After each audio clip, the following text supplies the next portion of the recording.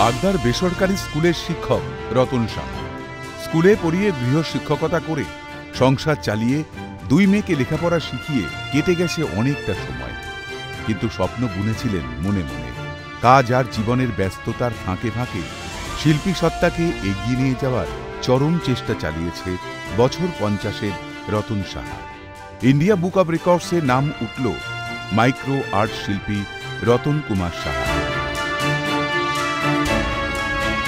আমি Indian book of রেকর্ডের থেকে পুরস্কার পেয়েছি, মেডেল, সার্টিফিকেট। যার প্রথম স্বপ্নটাই আমার, যেটা ইন্ডিয়ান রেকর্ড বুকে পৌঁছালাম। আর আমি বিভিন্ন রকমের কাজের মধ্যে আছি। ছোটবেলা থেকেই বিভিন্ন ছোট ক্ষুদ্র জিনিসের ওপর নিজের হাতের শিল্পকর্মের দক্ষতা ফুটিয়ে তুলতেন শিল্পী রতন কুমার সাহা। এইভাবেই কোনো এক সময় চকের ওপর নেতাজির মূর্তি, ডালের ওপর মনীষীদের ছবি, ডিমের গায়ে 16,000 শব্দ, এমনকি 1 টাকার ডাক টিকিটের ওপর রবীন্দ্রনাথের গীতাঞ্জলির কবিতা লিখে রীতিমতো সকলের নজর কেড়েছিলেন এই শিল্পী। শিল্পীর স্বীকৃতিতে খুশি পরিবার। অন্যতম এইটি, অর্থাৎ এই সরু মুখের বোতলের ভিতরেই ওয়ার্ল্ডের ম্যাপ রাখা, ভিতর সাইডে। এটা একটা ডিম, ডিমের কুসুমটা ফেলে দিয়ে তারপরে এর উপরে 16,000 ওয়ার্ড লিখেছি। উনি যখন কাজ করেন তো রাতের পর রাত জেগে জেগে কাজ করেন।